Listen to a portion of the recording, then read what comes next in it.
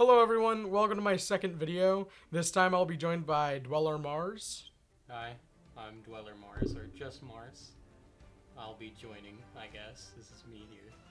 We wanted to make a video on our thoughts about Marvel Rivals, as when we first heard about the game, I was really interested but had really low hopes. I was not very interested, mainly because immediately I saw NetEase was attached to this, and I was like, oh, that's not a good sign. I had similar concerns personally. Specifically, I was really scared that even if the idea was good, that the gameplay was going to be mid at best and monetization was probably going to be nightmarish. More on that later. However, once people got their hands on the closed alpha, seeing more and more of the game made us both very pleasantly surprised. We have a lot to say on this, and I will almost certainly be making more Rivals content in the future, so please make sure to like and subscribe if you'd like to see more. Also, follow me on Twitch. I'll probably be playing Marvel Rivals once it comes out, or if I can get my hands on a beta or alpha code, and also I stream other games there. It's fun. Come by.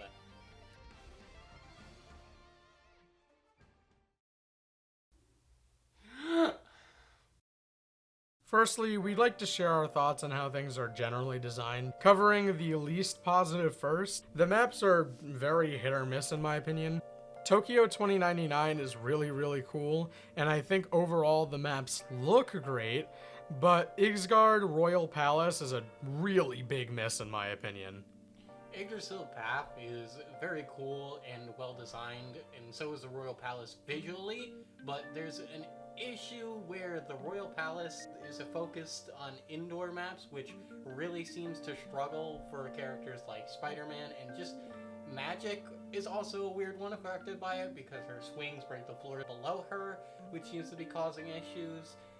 And while I like the destructible environments, I think they could definitely do work on that. Destructible environments, don't get me wrong, bring an element to the game that I think is very cool, and I think it elevates it past its other contemporaries. Like the fact that you can create unique flank routes for Magic by breaking holes in the opening choke point in Tokyo 2099 is fantastic. I think that on the attacking side, the fact that you can take out high ground to try and, force Hela out of position or other characters that benefit highly from high ground, I think it makes very cool options, and the game has got a lot of movement abilities that I think also elevate this. I think it's very cool, a lot of angles of attack in this game. It also eliminates sections where choke points can become extremely frustrating for newer players or just even experienced players that are having a bad match. On the mechanical design front, I think the game is doing a great job making cool kits that match the characters that are large and complex for experienced players, but still mostly simple enough for new players to come into. I like that it recommends combos and ideas for new players that come into this. Maybe they haven't played hero shooters before, or maybe they have a little bit of time in Overwatch, but it's still a different game, and I think learning curve is one of the most important things to strike with games of high complexity like this one.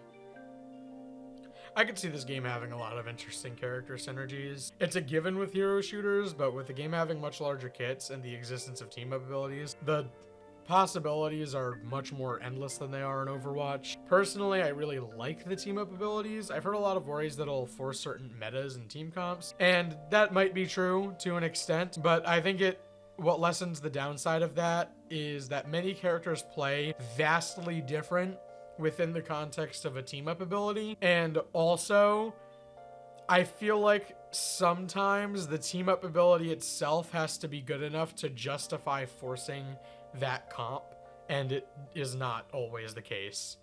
Cosmetically, I think the character designs are fantastic. They are really paying homage to comics, but also spicing it up and modernizing them for the sake of the style of the game, and I think that looks great.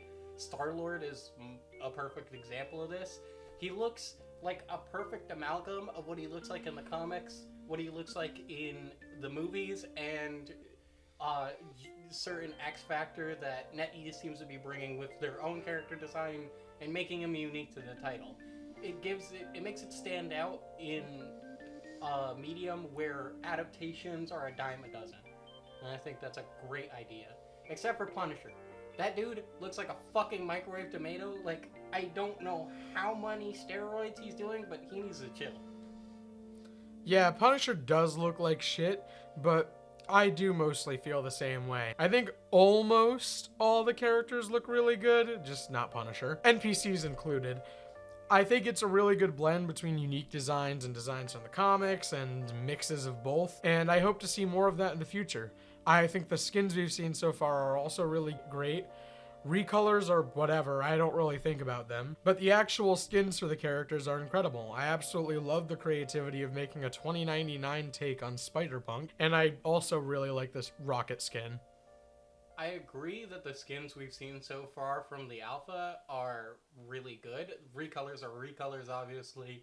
Some look good, like Scarlet Witch and Groot, but overall, recolors don't particularly matter in the grand scheme of things. I mean, you get a recolor and you're like, okay, cool, you know, it's like a baby's first skin. You really like this character, so you know, get that skin just to have something. But for the actual, like, fully designed and fleshed out skins, I think Doctor Strange's skin is fantastic. I like the idea of starting a game, particularly around comics, with original skins, especially in an alpha phase where you're trying to generate hype and show people what you can do. And I think it's a cool move, and they did it really well. I also love that they're taking ideas from the comics and putting other characters in those situations with the Rocket skin that's steampunk inspired, which is something that they have done in the comics, but putting Rocket specifically in it is cool. I think Rocket fits a lot. Also, as much as I make fun of it for looking like a pizza oven, the Iron Man skin is really cool. It does look like a pizza oven. Yeah. Also, not much to say on this, but the UI is nice. I like it. It's really clean.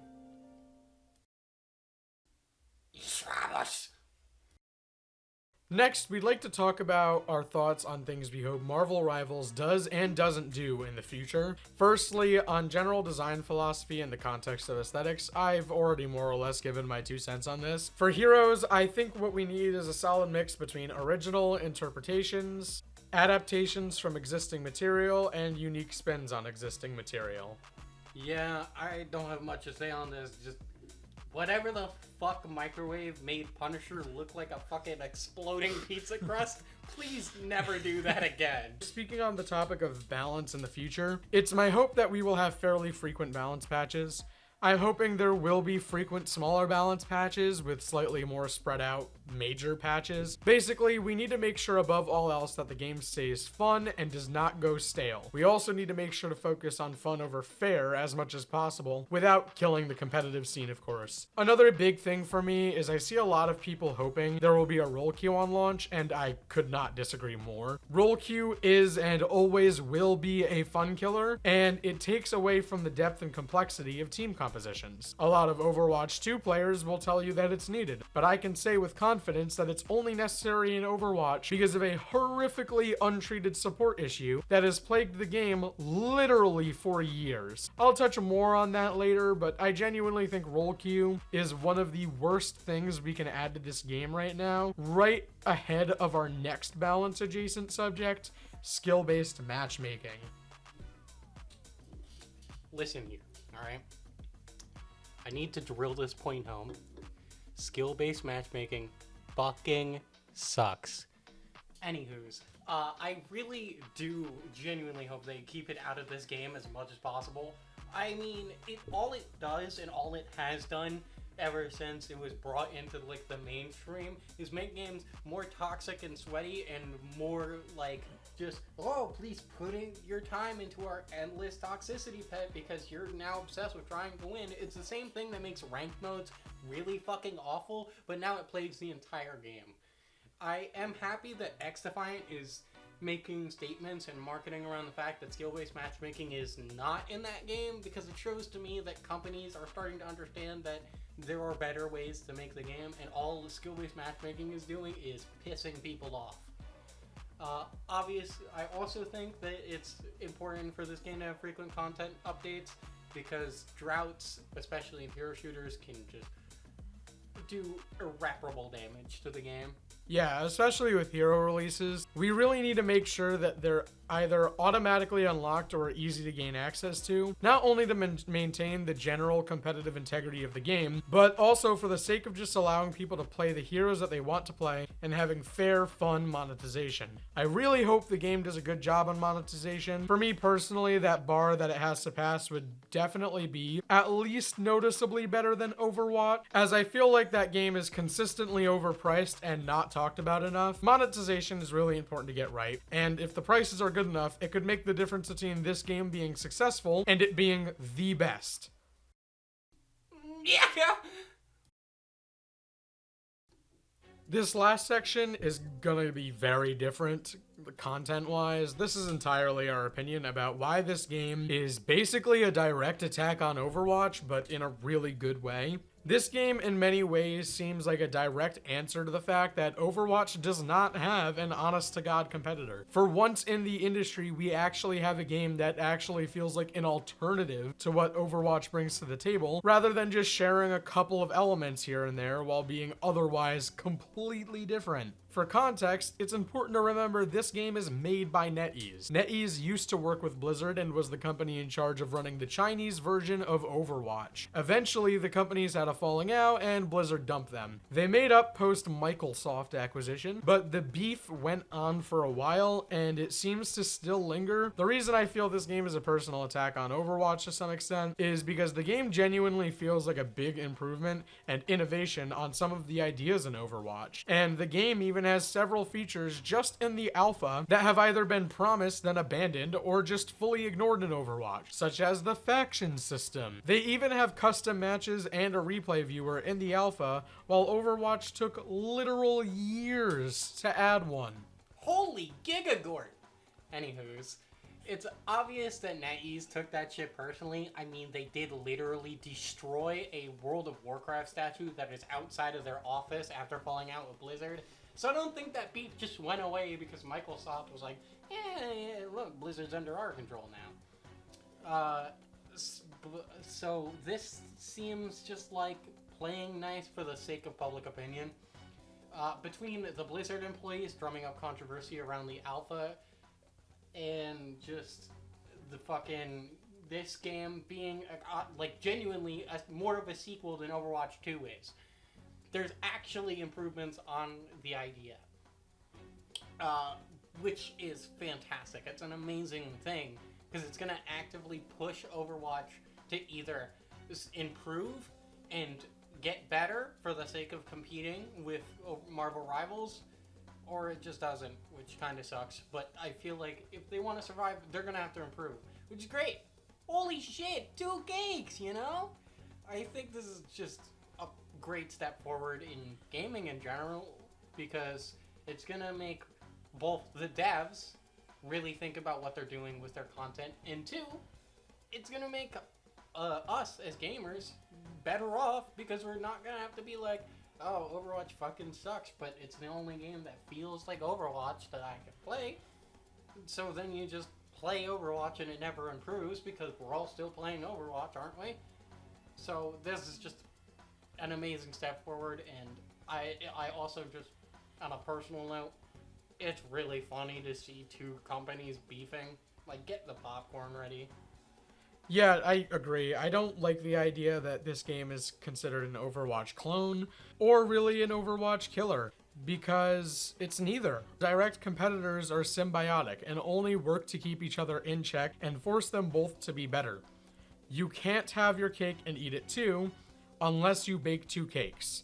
And between Marvel Rivals and Deadlock, we'll have 3 in no time. There's only 1 sneeze left. Achoo! Hope y'all enjoyed this video. All we really have left to talk about is our own potentially selfish wants. Personally, I really want to see Spider-Man 2099, aka Miguel O'Hara, as his own character, possibly a tank. And I also think it would be cool to have Miles Morales as his own character, utilizing invisibility and electricity and such. I also want to see Daredevil. Give me Ghost Rider. Please. Please give me Ghost Rider. He's really fucking cool. Please. Please. Please leave a like and subscribe and give your thoughts on Marvel Rivals in the comments. I'm curious to hear what other people want to see in this game. Also, make sure to check out DwellerMars' channels, their Twitch and YouTube and whatever. Have a great day. My name is Octavia, and this was a threat. It's all you've ever known, a single state of mind, but you won't ever let it go.